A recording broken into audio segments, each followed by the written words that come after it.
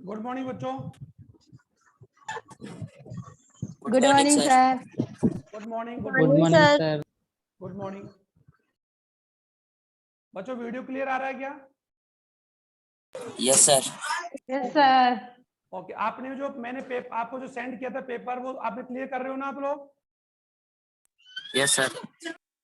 Okay, अब जब बच्चों ये ध्यान दो कि आप लोगों के ये जो अभी आपको जो हम लोग टेस्ट ले रहे हैं ना ऑनलाइन, आपके नेक्स्ट टेस्ट आप लोगों के ऑब्जेक्टिव होंगे, जिसमें वो आपका टेस्ट आपकी ऑनलाइन क्लास के दौरान ही होगा। ऑनलाइन क्लास के दौरान ही आप सोल्व करोगे और ऑनलाइन ही वो आपका क्या होगा, चेक होगा। अभी जो पेपर मैंने आपको सेंड किया है वो तो आपके व्हाट्सएप ग्रुप पर भी डाल दिया था और एक आपके ऐप पर भी, लेकिन वो क्वेश्चंस आप ईमानदारी के साथ अगर अपने अकेले में या अपने पेरेंट्स की उपस्थिति में देते हैं तो ज्यादा बढ़िया रहेगा। एक बात मैं क्लियर कर दूं, अगर आपने कोई स्टूडेंट अगर माना नकल करके वो नंबर ले भी आता है तो उसका कोई भी फायदा नहीं होगा, क्योंकि देखो बच्चों, आप ये तो चीज क्लियर करते हैं, क्योंकि ये जो आपके अभी हम लोगों ने आपका जो टेस्ट इसलिए करवाया ताकि आप पढ़ाई कर रहे हैं कि नहीं कर रहे हैं ये जांचने के लिए। अगर आप उसके अंदर नकल या चिटिंग करके पेपर करते हैं, या कई बच्चों ने नहीं किया होगा, क्योंकि मैं जानता हूं कि कई ऐसे बच्चों जब आपकी स्कूल ऑफलाइन लगती थी, आवाज आ रही मेरी? आवाज? ऑफलाइन जब आप लोग स्कूल में आते थे तो आपके स्कूल में ध्यान है टीआरएस लगता था, टेस्ट रैंक सिस्टम लगता था, तो कई बच्चे टीआरएस देने में भी नहीं आते थे, तो वो उन्हीं का लॉस है। ठीक उसी प्रकार अगर कोई स्टूडेंट स्कूल द्वारा भेजे गए पेपर को नकल करके या चिटिंग करके अगर उसको सोल्व कर रहा है तो वो अपने पैरों पर कुल्हाड़ी मार रहा है, क्योंकि इस प्रकार का पेपर में नंबर लाने से आपके नीट या आईआईटी या आपके कंपटीशन एग्जाम को फाइट करने की कोई गारंटी नहीं है। ये एग्जाम क्यों लिए जाते हैं? आपके कॉन्फिडेंस को बढ़ाने के लिए, आपको जांचने के लिए, आपको टेस्ट करने के लिए, आपका मूल्यांकन करने के लिए, क्योंकि तभी तो उसका नाम क्या है, परीक्षा है। अगर बच्चों अगर परीक्षा पद्धतियां बंद हो जाएगी तो हम लोग how to examine a group of students, हम एक बहुत सारे स्टूडेंट का हम कैसे एग्जामिन करें और किस आधार पर हम इनका सिलेक्शन करें? साहब नीट में सिलेक्शन करें, एसएससी में या सीजीएल में करें, या फिर मान लीजिए एनडीए में करें, या कोई भी एसडीएम अभी आईएएस जो बनते हैं, तो उसके लिए सबसे एक ही तरीका है, वो आप जानते हो कौन सा है? एग्जाम। और ये आपका एग्जाम लेने की परंपरा कहां शुरू हो जाती है बच्चों?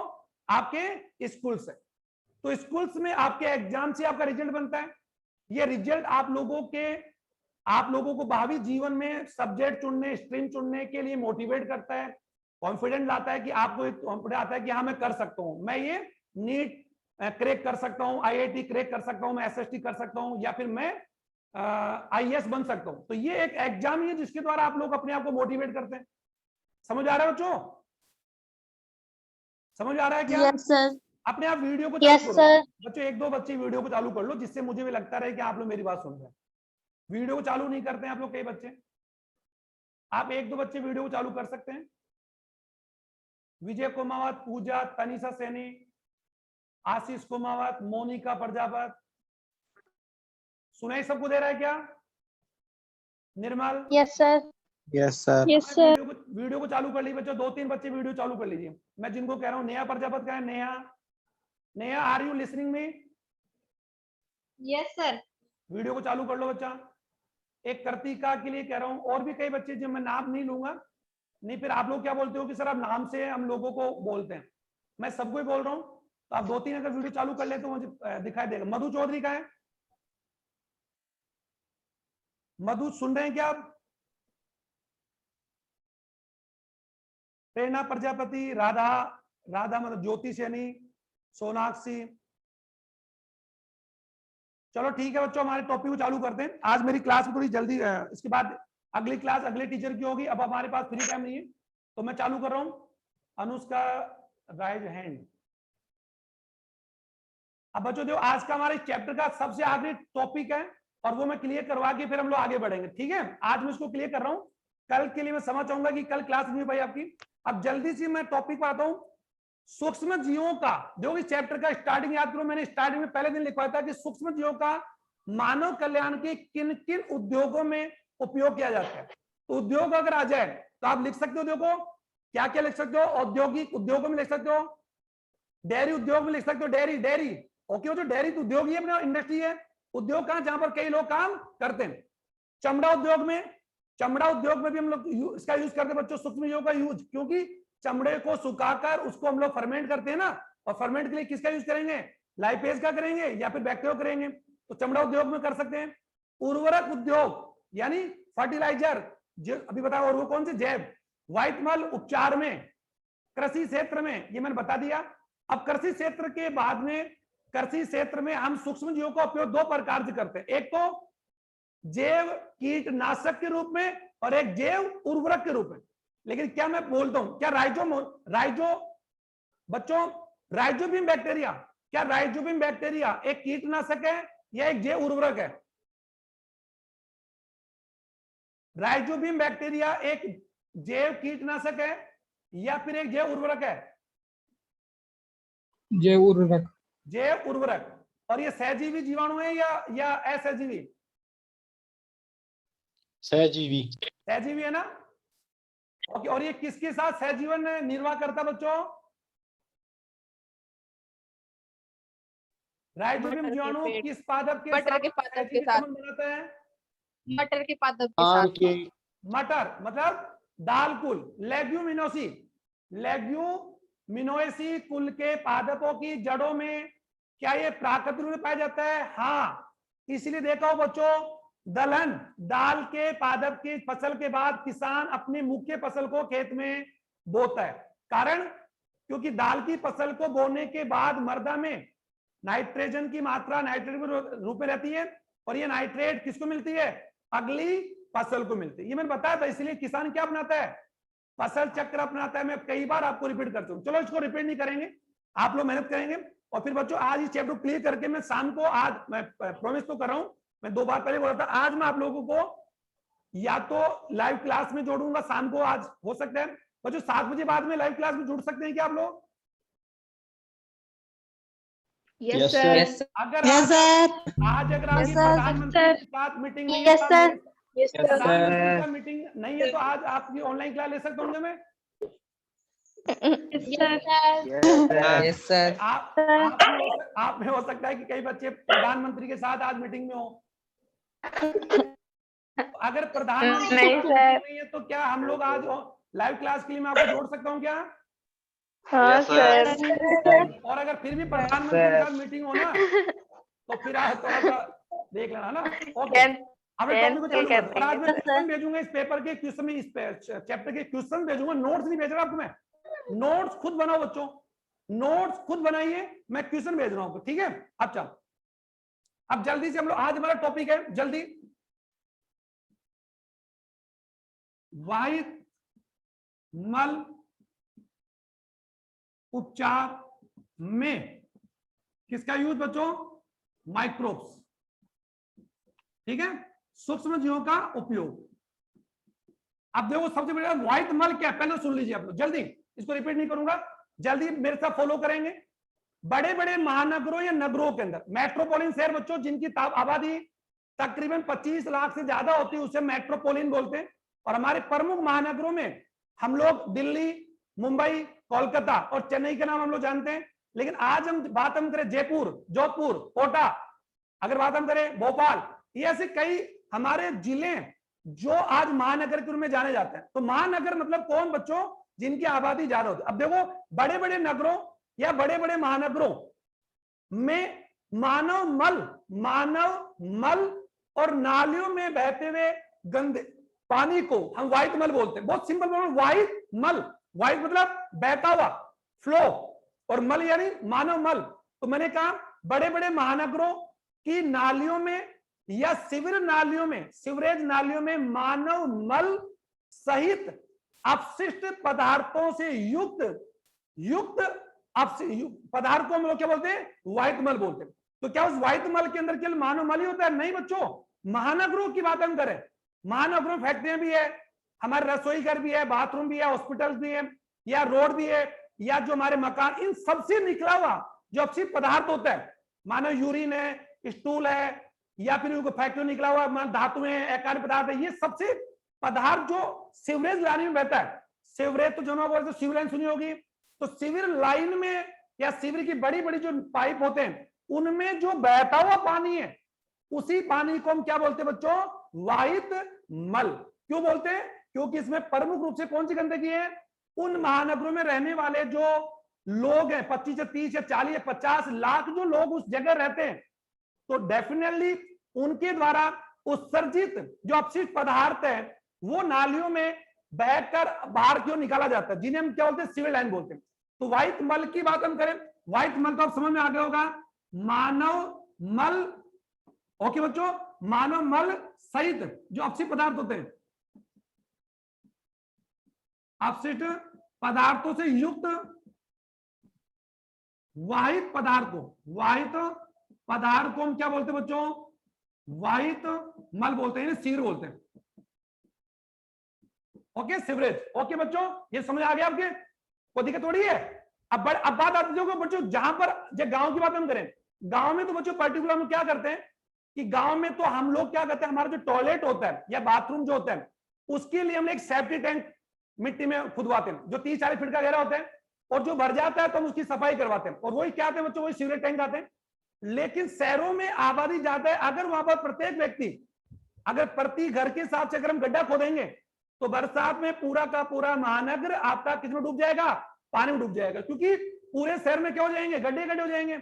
अतः शहरों में गड्ढे खोदने की अनुमति नहीं होती है। इसका अगर एग्जाम्पल देखे जाते हो तो बच्चों शाम को रोजाना न्यूज देख लो, जिसमें आपको बड़े बड़े महानगरों की पोल खुल जाती है कि आपकी महापालिका या नगर पालिका क्या काम करती है। तो आप मुझे बताने की आवश्यकता नहीं है। लास्ट ईयर बच्चों 4 घंटे की बरसात ने जयपुर की पूरी पोल खोल दी थी, और पूरा जयपुर शहर बाढ़ में डूबते डूबते बचा था, जिसके आपको एग्जाम मालूम है। तो यदि बच्चों बड़े बड़े शहरों में भी अगर हम लोग सेफ्टी टैंक खुदवाएं तो पूरा का पूरा शहर, जो पूरा हमारा मकान क्या हो जाएगा? जमींदोज हो जाएगा।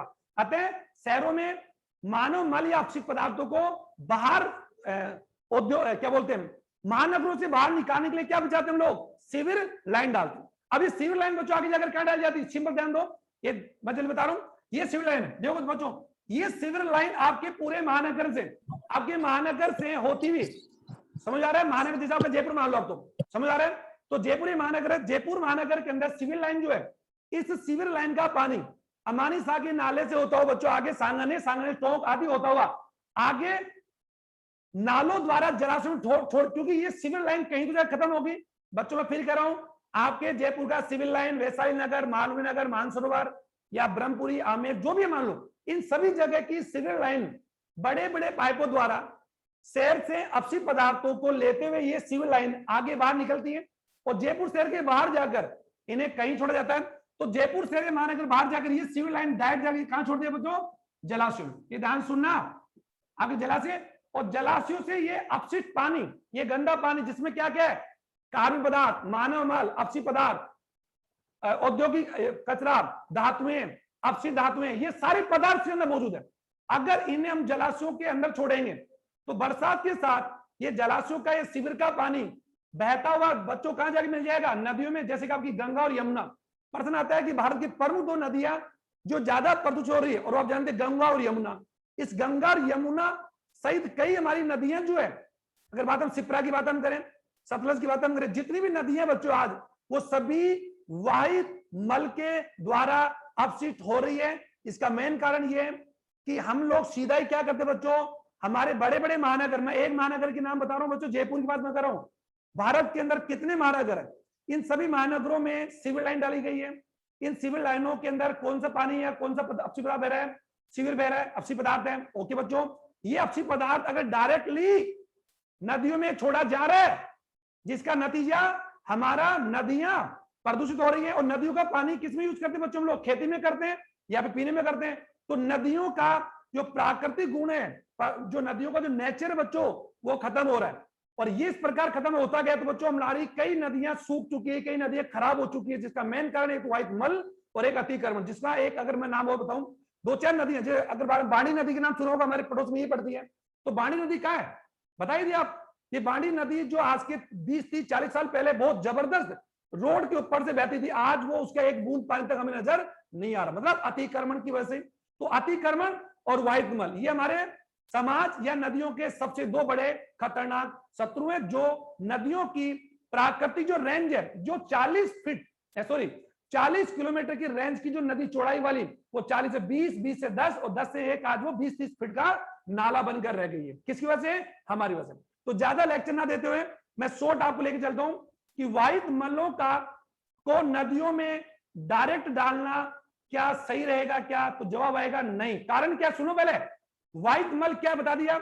मानव मल सहित औद्योगिक कचरा, मानव मलमूत्र, रसोई, धातु, कार्बन पदार्थ, अकार्बन पदार्थ आदि से युक्त बहते हुए गंदगी को व्हाइट मल बोलते हैं। अब इसमें आप व्हाइट मल, मानव मल को मत उठाओ। इसमें बच्चों क्या शहर की फैक्ट्रियों का कचरा नहीं है क्या? फैक्ट्री साथ औद्योगिक वो नहीं है क्या? इसके साथ साथ मुझे बता दीजिए, क्या इसके अंदर किसी भी रंगाई का या छटाई का या जो काम होने वाली जो फैक्ट्री होती है, कागज फैक्ट्री है या फिर उर्वरक फैक्ट्री है या किसी प्रकार की फैक्ट्री है या फिर हॉस्पिटल, इन सभी का जो ड्रेनेज या गंदा जो पदार्थ है या गंदे अपशिष्ट है वो कहां जा रहे हैं? शिविर में जा रहे हैं। तो शिविर में केवल अपशिष्ट पदार्थ ही नहीं बल्कि कई प्रकार गंदगी। अगर इनको डायरेक्टली बच्चों हम लोग नदियों में छोड़ रहे हैं, आप चलिए सर मेरे साथ भी आपको पता लग जाए। आपके जयपुर का अमानी सागर नाम देख लीजिए, जिसे पिछले गवर्नमेंट ने, वसुंधरा गवर्नमेंट ने इसको द्रवती नाम का नाम दिया। द्रव, अगर पता हो तो आपको, ये चोम पुलिया के पास देखा बच्चों हमने, चोमू पुलिया के पास आपने अंबाबाड़ी पास देखा होगा। तो अंबाबाड़ी पास जो नाला जा रहा है वो बच्चों शिविर ही है।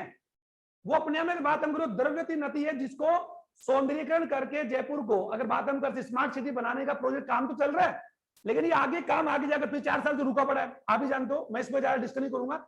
लेकिन कुल मिलाकर मैं कहना चाह रहा हूं कि इस जो अमानी सागर का नाला जो बह रहा है, जो अमानी सागर जो यूं कह सकते हैं शास्त्री का अमानी सागर की दरगाह से निकलकर आगे सांगनेर से टोक जा रहा है, क्या इस नाले में जो पानी है क्या वो गंदा पानी है? मैं बोलूंगा हाँ।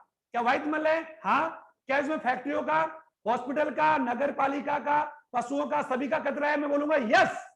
और कई जगह जयपुर के अंदर क्या सिविल लाइन टूटती नहीं है? हाँ, सिविल लाइन टूटती है। सिविल लाइन बरसात की जो जाम होती है तो सिविल लाइनों का पानी हमारे सड़कों में, हमारे घरों में, यहाँ तक कि हमारे पानी के नल में भी बच्चों आ जाता है। खासतौर पर उन जगह जो ज्यादा नीचे रहते, जैसे ब्रह्मपुर चलिए या मेरे साथ साथी में चलिए, तो जो जगह या जो कॉलोनी बहुत ज्यादा नीचे वाले स्थानों पर है, वहां पर नलों में सीवर का पानी आने के चांसेस 101% होंगे। क्यों? क्योंकि हमारी नगर पालिका, हमारी जेडीए या हमारा जो भी सिस्टम है वो प्रॉपर काम नहीं करता बच्चों, और तभी तो नालों की सफाई नहीं होती है, सीवर की सफाई नहीं होती है। और नतीजा क्या होता है? बरसात आने पर वो ओवरफ्लो होते हैं, और ओवरफ्लो होकर वो कहां जाते हैं बच्चों? हमारे घरों में, हमारे बेडरूम में, और वही पानी हम पीते हैं। अब आप सोच लीजिए, उसी पानी से खेती करते हैं। अब आगे जाइए बच्चों, सांगनेर टोंक तीर्थ जाएंगे तो यही नाला आगे जाकर आपके कहीं ना कहीं किसी न किसी नदी में मिल रहा है। तो ये सीन तो मैंने आपको जयपुर का बताया। ऐसे पूरे भारत में कितने नाले होंगे, कितनी नदी में जा रहे हैं?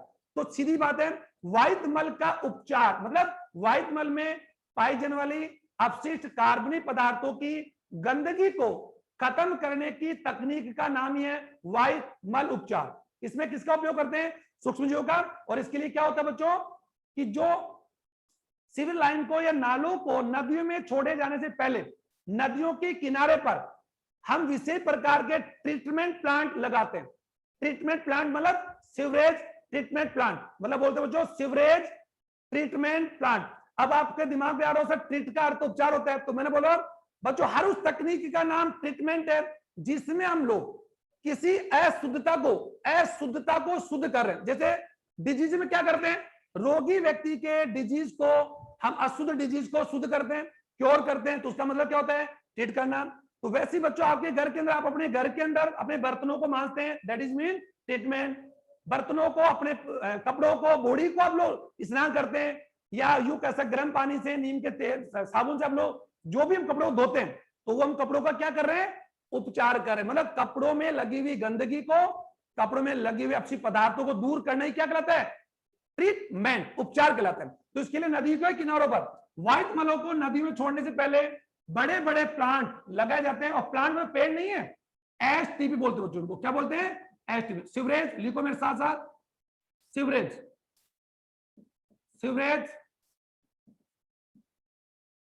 Treatment plant. बच्चों इसका ध्यान देना। अब इसकी पर्याय सुन लो एक बार, व्हाइट मल उपचार संयंत्र। और संयंत्र का वही सर, जैसे गोबर गैस संयंत्र देखा, तो गोबर गैस संयंत्र किसका बना होता बच्चों? ईंट, बजरी, सीमेंट से बना हुआ एक प्रकार से संयंत्र था।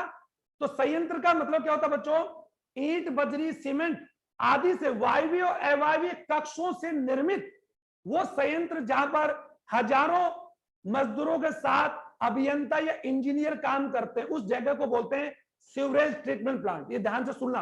और सीवरेज ट्रीटमेंट प्लांट हमारे देश की परम आवश्यकता है, क्योंकि जितने भी महानगर हैं उनके वाहित मल को डायरेक्टली नदियों नालों में छोड़े जाने से पहले क्या उस अपशिष्ट पदार्थ को एसटीपी प्लांट से गुजारना चाहिए? हाँ। और एसटीपी प्लांट से क्यों गुजारना चाहिए? नंबर 1 सुन लो आराम से कि वाहित मलों को उपचार करने की आवश्यकता क्यों है।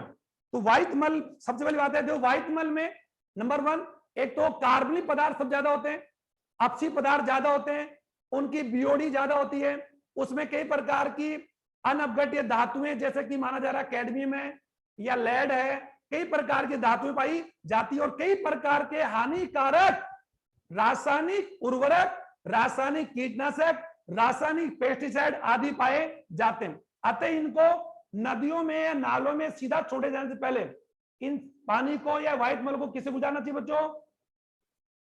एसटीपी प्लांट से। अरे मैं बोल रहा हूं, समझ आ रहा है नहीं आ रहा आपके?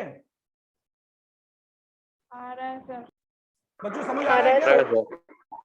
आ रहा है समझ? Yes sir. आयुष, आयुष 1-2 बच्चे अपने वीडियो चालू करो। देखो आप वीडियो को चालू नहीं करोगे तो फिर मेरे कॉन्फिडेंस नहीं आएगा, फिर इसका मतलब मैं केवल अकेला पढ़ रहा हूँ। 1-2 बच्चे चालू कर लीजिए। अभी मैंने बोल, प्रेरणा प्रजापति कहाँ है? क्षिति चोपड़ा, प्रेरणा, आशीष कुमार, दिप्ले, जो भी बच्चा अपना ठीक है, नया। ओके बच्चों, जो इससे क्या होगा, बस ये पता लगना चाहिए कि सामने कोई बैठा हुआ है। ओके, वैसे ऐसा फील आ रहा है कि क्लास में केवल मैं अकेला ही पढ़ रहा हूँ, सामने कंप्यूटर, जो कंप्यूटर उसमें मेरी फोटो दिख रही है, तो मैं अपने आप को पढ़ा रहा हूँ, तो फील ही नहीं आता। चलो मोनिका प्रजापति वीडियो को चालू करो बच्चे अपने। सूर्यवान, अब देखो जल्दी, पर्सन क्या है, पहले पर्सन लिखो सभी। क्या व्हाइट मल को सीधा नदियों या नालों में छोड़ा जाना क्या न्यायोचित है क्या? तो जवाब क्या होगा? नहीं। तो क्या व्हाइट मलों के उपचार के लिए सबसे पहले क्या होना चाहिए बताओ? नदियों के किनारों पर व्हाइट मल एसटीपी प्लांट, कौन से प्लांट बच्चों? एसटीपी प्लांट लगाने चाहिए। क्या सभी महानगरों में ऐसे एसटीपी प्लांट लगाए जा चुके हैं? नहीं बच्चों, नहीं, अभी तक नहीं है सर। तो आज आपके देश की सबसे बड़ी समस्या अगर है तो व्हाइट मल का ट्रीटमेंट है। और व्हाइट मल का ट्रीटमेंट क्यों आवश्यक है बता रहा हूं, क्योंकि व्हाइट मल नहीं बच्चों, वो कंप्लीट गार्बेज है, कंप्लीट रेसिड्यू मटेरियल है। किसके लिए? हमारे पानी के स्रोतों के लिए, हमारी मृदा के लिए, हमारी प्रकृति के लिए। और उसका खामियाजा किसको उठाना पड़ रहा बच्चों? संपूर्ण एनवायरमेंट को। और संपूर्ण एनवायरमेंट में क्या तुम भी आते हो? क्या हम भी आते हैं? क्या मैं बोलूंगा यस, कि हम मानव इस प्रकृति के पर्यावरण का एक घटक है। तो बच्चों प्लीज इसका विषय मैं आपको इसलिए ज्यादा इंपोर्टेंट क्यों देकर कर रहा हूं, क्योंकि ये आपके केवल पढ़ाने में काम नहीं आ रहा, ये जब भावी जीवन में हो सकता है कि आप में कई हो सकता है आगे जाकर कोई इंजीनियर बन जाए, या कोई बायो इंजीनियर बन जाए, या सीवरेज ट्रीटमेंट का इंजीनियर बन जाए, राइट? तो हो सकता है आप अपने देश के, हमारे राज्य या जिले के सक्षम अधिकारी बन जाए, तो आपको ये चीजें वहां पर काम आएगी। हालांकि मेरा लेक्चर आपके लिए इतना वो सार्थ पूरा नहीं होगा, लेकिन समझाने का तरीका नहीं है कि तुम अगर समझ गए बच्चों तो उसे आप अपनी भाषा में अच्छे से लिख सकते हो। तो पर्सन लिखो जल्दी। व्हाइट मल का नदियों व नालों में, नदियों व जलाशयों में सीधा छोड़े जाने से पहले, सीधा छोड़ने से पहले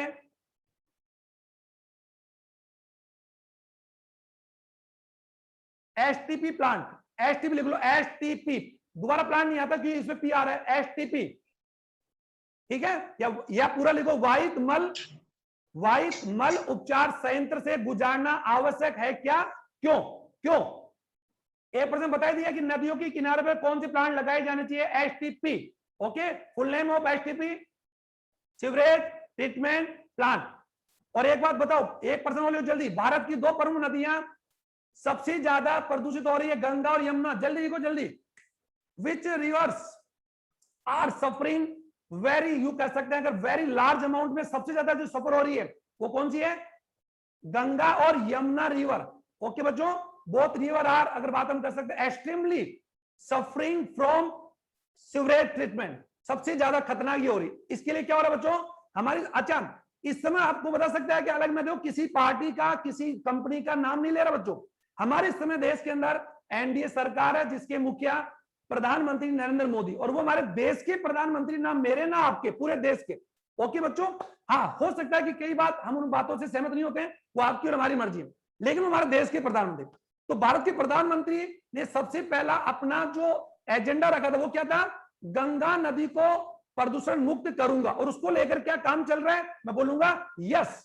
और मैं किसी कंपनी या किसी सरकार का नुमाइंदा नहीं हूं बच्चों, इसको आप अदर में मत लेके जाना, मैं तो बता रहा हूं क्या भारत में सभी राज्य सरकारें मिलकर नदियों के प्रदूषण को कम करने का काम कर रही है, तो मैं बोलूंगा यस। इसके पहले सरकार भी कर रही थी। ओके बच्चों, आजादी के 47 के बाद में आज 21 तक कई गवर्नमेंट आई और सभी ने भारत के विकास के लिए अलग अलग काम किया। तो हम किसी भी सरकार को हम रैंक ही नहीं दे सकते कि कौन अच्छी कौन खराब, हमारे लिए तो सर वही जो मानव कल्याण के लिए काम करें। तो ऐसे में गंगा और यमुना नदी को प्रदूषण से बचाने के लिए बच्चों भारत सरकार के दो मंत्रालय, दो बड़े मंत्रालय, कृषि और पर्यावरण मंत्रालय मिलकर काम कर रहे हैं, जिसके लिए गंगा एक्शन प्लान और यमुना एक्शन प्लान के तहत काम किया जा रहा है। और इनके तहत गंगा और यमुना नदी के मुहानों पर पड़ने वाले, यानी किनारों पर पड़ने वाले जितने भी जिले हैं, उन सभी जिलों के वाहित मल को या सीवरेज लाइन को गंगा या यमुना नदी में डालने से पहले एसटीपी प्लांट से गुजार कर वाहित मलों की अशुद्धि को दूर किया जा रहा है। ओके बच्चों, गंगा यमुना एक्शन प्लान के तहत भारत के दो बड़े मंत्रालय काम कर रहे हैं। ये आपके नोटबुक का और इंपॉर्टेंट पर्सन है जो आपके आ सकता है कि कौन सी नदियां और कौन सा एक्शन प्लान चल। और एक्शन प्लान का क्या नाम क्या है, Ganga action plan, Ganga action plan, Yamuna action plan. Okay बच्चों, और इनका मेन उद्देश्य क्या है, गंगा और यमुना को वाहित मल से, गंदगी से बचाना। और इसके लिए करना क्या, कुछ नहीं करना, करने वाला इसके लिए क्या होता है कि वाहित मल जो नाले, बड़े बड़े सीवर के नाले, उनको बच्चों नदी में छोड़ने से पहले वहां पर कौन सी प्लांट, कौन सी मशीनरी लगा दो, एसटीपी प्लांट लगा दो। और एसटीपी प्लांट अगर लगा देंगे तो वो जलाशयों का अपशिष्ट पानी, बड़े बड़े यंत्र होते, बड़ी बड़ी मशीनें होती, उन मशीनों से गुजर कर जाता है, जिसमें से गंदगी को फिल्टर करके कई प्रकार तरीका होता है, प्राथमिक, द्वितीय और तृतीय, 3 प्रकार उपचार है। इन तीनों चरणों से वाहित मल को गुजार कर उसकी गंदगी को दूर करके अब नदियों में छोड़ा जाता है। ओके, इसी का मतलब है एसटीपी प्लांट। चलो अब कारण क्या है, वाहित मल में एसटीपी प्लांट क्या होता है, क्यों बड़े नंबर 1 जल्दी को, वाहित मल में कार्बन, जल्दी को मेरे साथ, वाहित मल में कार्बनिक पदार्थ ज्यादा होते हैं, वाहित मल में कार्बनिक पदार्थ ज्यादा होते हैं। नंबर 2, वाहित मल में अपशिष्ट पदार्थ, हानिकारक बैक्टीरिया, जो भी आप लिखेंगे लिख लो, अपशिष्ट पदार्थ, हानिकारक जीवाणु, सूक्ष्मजीव पाए जाते हैं। जल्दी आ चलो। नंबर 3, वाहित मल की बीओडी अधिक होती है। मैं आपको एक्सप्लेन करूंगा जो व्हाट इज द रिलेशन या what is the exponent form of BOD. वाहित मल की बीओडी अधिक होती है क्योंकि कार्बनिक पदार्थों की मात्रा ज्यादा होगी तो बीओडी अधिक होगी। ओके। नंबर 4, वाहित मल में औद्योगिक मल, क्या फैक्ट्री से निकलने वाले कचरे को क्या कहोगे बच्चों, इंडस्ट्री स्लज कहोगे क्या? हाँ, अरे लोहे की फैक्ट्री, कागज की फैक्ट्री, मेडिकल फैक्ट्री, इनसे निकलने वाली गंदगी को क्या कहोगे तुम? औद्योगिक मल कहोगे। अब तो समझ आना चाहिए। औद्योगिक वेस्ट, इंडस्ट्रियल वेस्ट, क्या उसके अंदर क्या कोई धातुओं की, लोहे की, सिलिकॉन की, जर्मेनियम की, या फिर यूं कैसे प्लेटिनम की या कैडमियम आदि धातुओं की क्या अपशिष्ट होते हैं क्या? यस। ओके। तो वाहित मल में धातु अपशिष्ट या धातु वेस्ट पाए जाते हैं। अब आप लोग आयुष, निर्मल, विजय, ने और सिद्धि, आप वीडियो को लॉक नहीं करोगे, ठीक है बच्चों? आप ओपन रखिए, मैं आपको देख रहा हूं पांचों को। और डरने की आवश्यकता नहीं है। तुम लोग ये सोचते होंगे सर आपको डांट देंगे, आप सामने रहते हो तो कॉन्फिडेंस रहता है कि हाँ सही है ना, ठीक है। आज तो सारे बच्चे नहाकर बैठे हुए हैं, सब नहा धोकर बैठे हुए, ठीक है। ओके, हाँ ठीक है। अब जल्दी जाओ, हाँ अब जल्दी इसको खत्म करते हैं। ये 4-5 कारण है जो वाहित मल का उपचार करना आवश्यक है। तो वाहित मल का उपचार करना आवश्यक है क्या? हाँ। और वाहित मल के उपचार करते हैं वाहित मल में उपस्थित, और वाहित मल का मैंने पूरा बता दिया, क्या उसमें मानव मल है, औद्योगिक कचरा है, नगरीय कचरा है, हॉस्पिटल कचरा है, नगर पालिका कचरा है, सब कुछ all wastage. Okay, all waste are belong with महानगर मेट्रोपोलिटन सिटी। ओके, अब बात आती है इनका उपचार का मतलब क्या होता है, इनमें उपस्थित कार्बनिक पदार्थों का सूक्ष्म जीवों द्वारा किण्वन या अपघटन करवा के अपशिष्ट पदार्थों की मात्रा को कम करना और उनकी बीओडी के लेवल को कम करना। अब बीओडी क्या है, पहले मैं बीओडी बताऊंगा। अब देखो बच्चों, एसटीपी प्लांट, जो ध्यान दो, बीओडी का अर्थ क्या होता है, जो किसी भी पदार्थ में बच्चों, किसी भी तरल में या किसी पानी में या किसी विलयन में कार्बनिक पदार्थ की मात्रा और बीओडी की मात्रा डायरेक्ट प्रोपोर्शनल टू बीओडी। ये ध्यान दो, इसका अर्थ हो गया कि किसी भी पानी में, किसी भी वाहित मल में अगर कार्बनिक पदार्थ ज्यादा है तो बीओडी ज्यादा है, और बीओडी अगर ज्यादा है तो समानुपात का अर्थ है वो उतना ही ज्यादा क्या है बच्चों, अपशिष्ट पदार्थ है। इन तीनों चीजों को देखो आप, अगर किसी भी पानी में कार्बनिक पदार्थ ज्यादा है तो बीओडी भी ज्यादा, और बीओडी ज्यादा है तो वो क्या है, उतना ही ज्यादा अपशिष्ट है। समझ आ गया? अगर मैं आपके पास 3 प्रकार के सैंपल दूं, आपके पास 3 पानी सैंपल दूं, पानी मतलब कोई भी दर हो, उसकी एक की बीओडी 20 है, एक की 40 है, एक की 60 है, तो इन तीनों में से कौन सा ज्यादा अपशिष्ट है? 60 वाला। ठीक है, 60 वाला। ओके, तो आप ये लाइन समझ आ गया आपके? ये ध्यान दोगे, किसी भी पदार्थ या किसी पानी में या किसी वाहित मल में बीओडी की मात्रा, कार्बनिक पदार्थ ज्यादा होंगे, ऐसा लिखो मेरे साथ, कार्बनिक पदार्थ ज्यादा होंगे तो बीओडी अधिक होगी, और किसी भी पानी की बीओडी अगर अधिक होगी तो वह पानी या वो तरल या वो पदार्थ उतना ही ज्यादा अपशिष्ट होगा, और वाहित मल की बीओडी क्या होती है? ज्यादा होती है। ओके, अब इसका बच्चों एक्सपोनेंट फॉर्म लिखो, इसका फुल नेम बायोलॉजिकल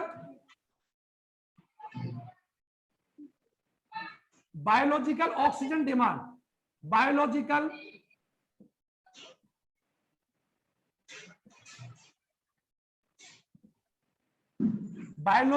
ऑक्सीजन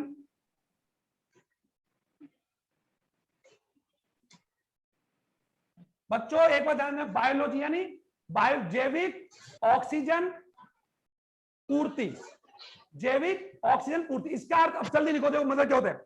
इसकी परिभाषा कैसे लिख सकते हैं हम लोग? इसकी परिभाषा हम इस प्रकार लिख सकते हैं कि एक बार ध्यान दो, किसी 1 लीटर पानी में या किसी 1 लीटर पानी में उपस्थित कार्बनिक पदार्थ, और बच्चों ध्यान दो, जिस पदार्थ में या जिस पानी में, नदी का, तालाब का, वाहित मल का, कोई पानी अगर कार्बनिक पदार्थ है तो वहां सूक्ष्म जीव भी होंगे। कौन जीव होंगे बच्चों? अच्छा मुझे बताओ बच्चों, आपकी नाली में, नाली की बात हम नाली है, नाले में बदबू आती है, क्यों? क्योंकि नाली या नाले में क्या है? अपशिष्ट कार्बनिक पदार्थ, और कार्बनिक कौन? कार्बोहाइड्रेट हो सकते हैं, फैट हो सकते हैं, प्रोटीन हो सकते हैं, होते ना, या कई प्रकार कीड़ा हो सकते हैं। तो नाली में हमेशा बदबू क्यों आती है? क्योंकि नाली में कार्बनिक पदार्थ ज्यादा है, और कार्बनिक पदार्थ ज्यादा है तो वहां सूक्ष्म जीव भी होंगे, और सूक्ष्म जीव कहां पाए जाते हैं? हर उस जगह जहां कार्बनिक पदार्थ पाए जाते हैं। मैं फिर कह रहा हूं, सूक्ष्म जीव कहां पाए जाएंगे? हर उस जगह जहां ऑर्गेनिक मैटर पाया जाएगा। तो क्या तालाब में, नदी में, नाले में, कीचड़ में, गोबर में, मल में, बोलो, इन सब में यस सर, बैक्टीरिया सूक्ष्म है। यस सर, ये क्या करते हैं? सूक्ष्म क्या करते हैं? उस नाली में या पानी में या वाहित मल में उपस्थित कार्बनिक पदार्थों का क्या करते हैं बच्चों? ऑक्सीकरण करते हैं, और ऑक्सीजन करने के लिए उन्हें किसकी डिमांड है? ऑक्सीजन की। किसकी डिमांड? ऑक्सीजन की। तो इसका मतलब क्या होगा? परिभाषा कैसे बोलेंगे बीओडी की? कि 1 लीटर पानी में, 1 लीटर पानी में उपस्थित कार्बनिक पदार्थों के ऑक्सीकरण क्रिया के लिए आवश्यक ऑक्सीजन की मात्रा या मांग को बीओडी कहते हैं।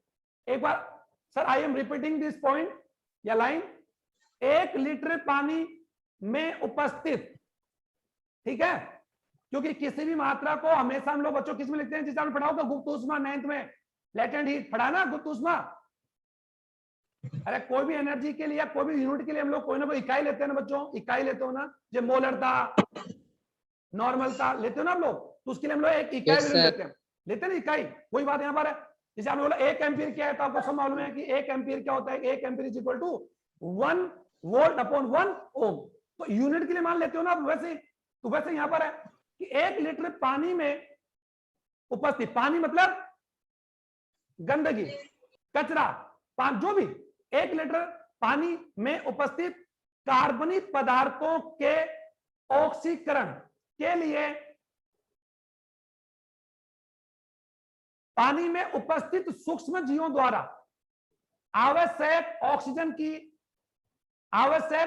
की मात्रा को बीओडी कहते हैं। क्योंकि बीओडी यानी ऑक्सीजन की आवश्यकता किसको बच्चों? पानी में पाए जाने वाले सूक्ष्म जीवों को। किसके लिए?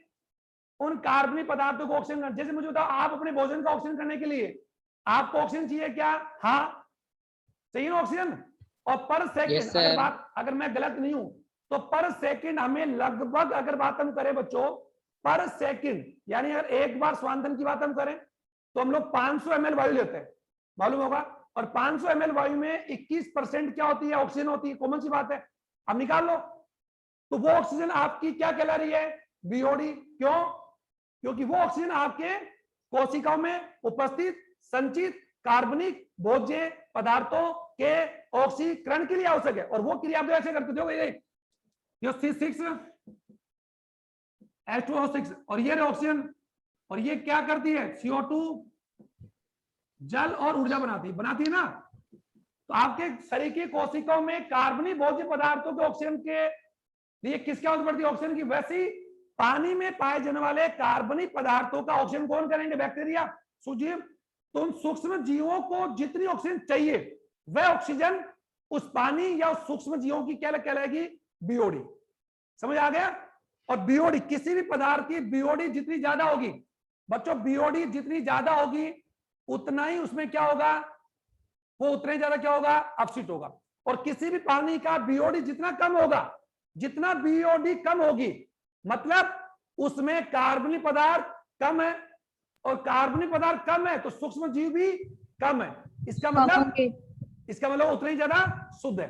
तो मैं एक बार फिर रिपीट कर दूं, मुझे अपेक्षा तुम्हारा समझ आ रहा होगा कि किसी भी पदार्थ या पानी में अगर कार्बनिक पदार्थ ज्यादा है तो उन कार्बनिक पदार्थों का भक्षण करने के लिए वहां पर ज्यादा क्या होंगे? सूक्ष्म जीव होंगे। वो सूक्ष्म जीव ज्यादा होंगे तो उन सूक्ष्म जीवों को ऑक्सीजन की आवश्यकता ज्यादा पड़ेगी। हाँ बिल्कुल सही बोल रहा है। कौन बोल रहा है? निर्मल दरिया। बायोलॉजी बेटा, बायोलॉजिकल जो ऑक्सीजन है ना, बायोलॉजिकल ऑक्सीजन डिमांड में केमिकल लिखेंगे। ये बात मैं आपको बताऊंगा, बिल्कुल सही बात है। क्यों जरूरत पड़ेगी? क्योंकि ये ट्रीटमेंट आप जब करेंगे तो समझ आ जाएगा। क्योंकि बायोलॉजिकल केमिकल ऑक्सीजन डिमांड बोलते हैं उसको हम लोग, या केमिकल डिमांड बोलते हैं। क्यों जरूरत पड़ती है? क्योंकि सूक्ष्म जीव कार्बनिक पदार्थों का क्या करेंगे?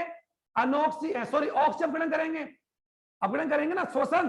और श्वसन क्रिया करने के लिए सूक्ष्म जीवों को किसकी जरूरत पड़ेगी? ऑक्सीजन की। और वो श्वसन क्यों कर रहे हैं? ताकि उन्हें क्या प्राप्त हो? ऊर्जा। उस ऊर्जा का उपयोग क्या करेंगे?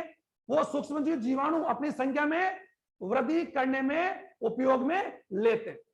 नहीं आ रहा? और उपयोग में लेंगे तो जितनी ज्यादा वहां पर बीओडी की आवश्यकता पड़ेगी उतनी ज्यादा वहां पर श्वसन क्रिया होगी। और जितनी ज्यादा श्वसन होगी या ऑक्सीजन होगा, ऊर्जा ज्यादा प्राप्त होगी और सूक्ष्म जीव अपनी संख्या में वृद्धि करेंगे। ओके, तो ये मैंने बता दिया। इसका फुल नेम अगर आप चाहो चेंज कर लो, बायोलॉजिकल